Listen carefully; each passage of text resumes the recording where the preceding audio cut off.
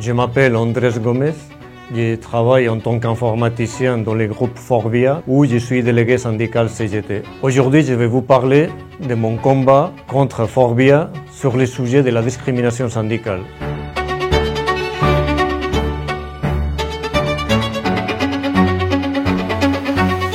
J'étais embauché chez Forvia dans le groupe à Madrid en 2005. Ils m'ont proposé de venir en France pour continuer les projets informatiques. À partir de 2009, où j'étais embauché, j'avais des mandats syndicaux. Je n'ai pas changé de COEF jusqu'à la fin, jusqu'à 2024, au même COEF 305 de la métallurgie, malgré que tous mes collègues ils ont évolué vers des positions cadres et avec une progression de carrière et des salaires.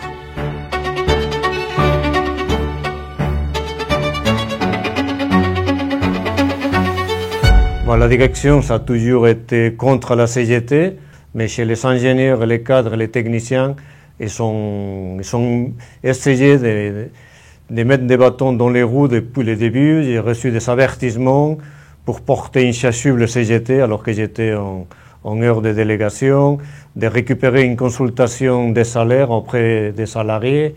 Ils ont tout essayé pour m'empêcher de faire mon travail de délégué syndical. Entre 2015 et 2016, j'étais à la commission exécutive de l'UFICT, l'Union fédérale des ingénieurs cadres et techniciens de la métallurgie. Et lors d'une réunion, j'ai appris qu'il y avait la méthode Claire, que c'est une méthode pour combattre les discriminations syndicales. À partir de ce moment, j'ai contacté François Clerc, un ancien ouvrier de PSA Sochaux. Sa méthode consiste en consulter les registres uniques du personnel, ce qu'on appelle les RUP, avec tous les collègues qui ont été embauchés à la même période, au même COEF, et on voit qu'avec les années, la progression de mes collègues qui n'ont pas de responsabilités syndicales n'est pas la même que celui qui a des responsabilités syndicales à la CGT. Et cette méthode permet non seulement de prouver une discrimination par rapport au mandat, mais en même temps de demander des réparations, non seulement pour les manques de salaire, mais aussi pour les montants de la retraite que je ne vais pas toucher pour le fait d'être discriminé.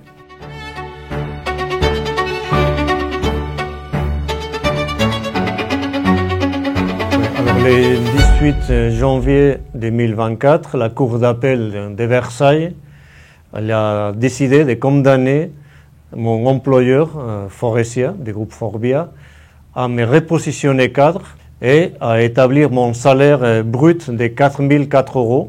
C'est 1 000 € de plus que ce que je gagnais avant. Ils sont obligés à payer à moi et à mon syndicat à peu près 80 000 €, sachant qu'il y a le préjudice moral, le préjudice économique. Je pense que la discrimination, c'est un combat collectif et ça peut montrer aux autres qu'il y a un combat à faire, qu'il y a une méthode qui fonctionne, qui est reconnue par les tribunaux, par la Cour de cassation. Et je pense qu'il ne faut pas hésiter à venir à la CGT, à se syndiquer, à prendre des responsabilités, parce que s'il y a des dérives, des discriminations, on sera là pour les combattre.